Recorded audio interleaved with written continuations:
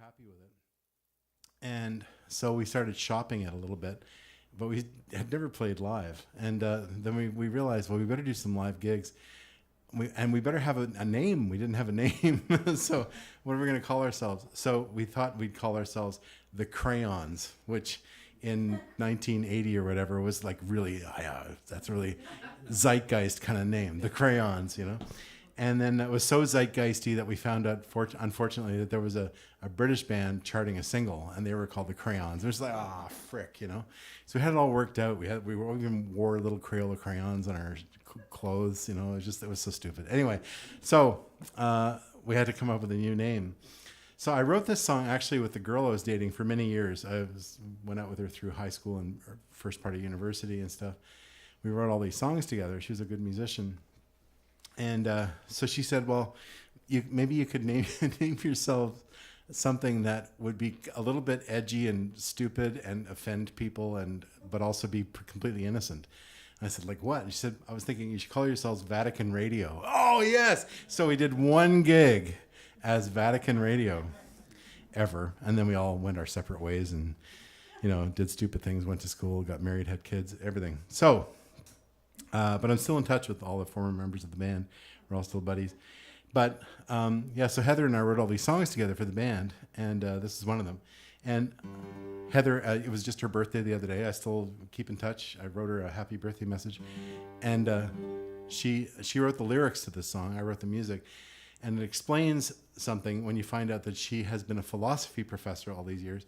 She got a doctorate in philosophy, teaches at a university in Philadelphia or Pennsylvania somewhere. And so that explains why the lyrics to the song they make no sense whatsoever. So they're written by a philosopher. And so even if English is not your first language, don't worry. This makes as much sense to us as it does to you. So you got it, us native speakers. So this is called If I Could.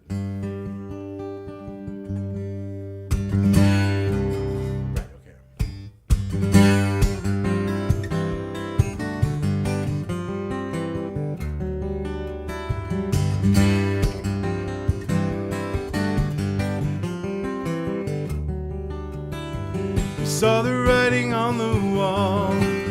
You took a hidden moment to take a hidden chance. And if you just assume that all I ever needed was just a glance. Undermine my ways.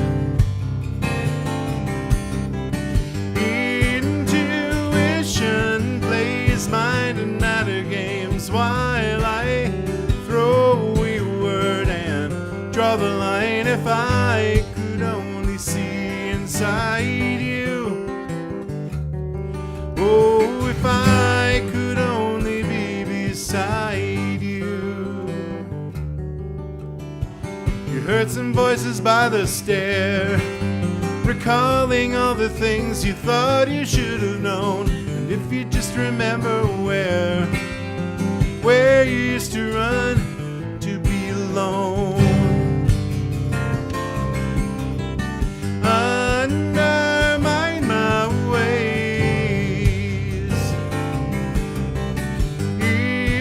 Intuition plays mind and matter games while I throw a word and draw the line. If I could only see inside you, oh, if I could only be beside you.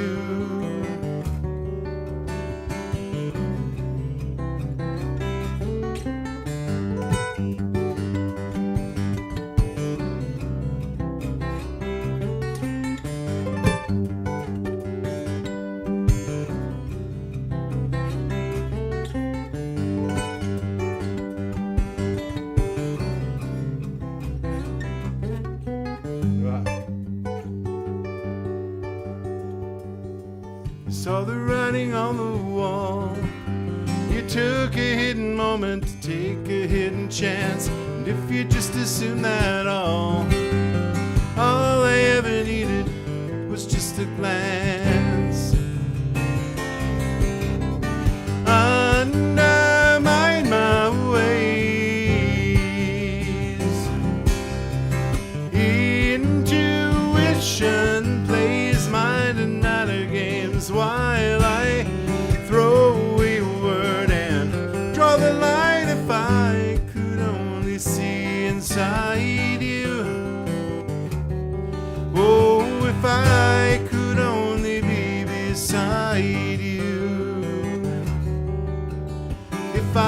I could only see inside.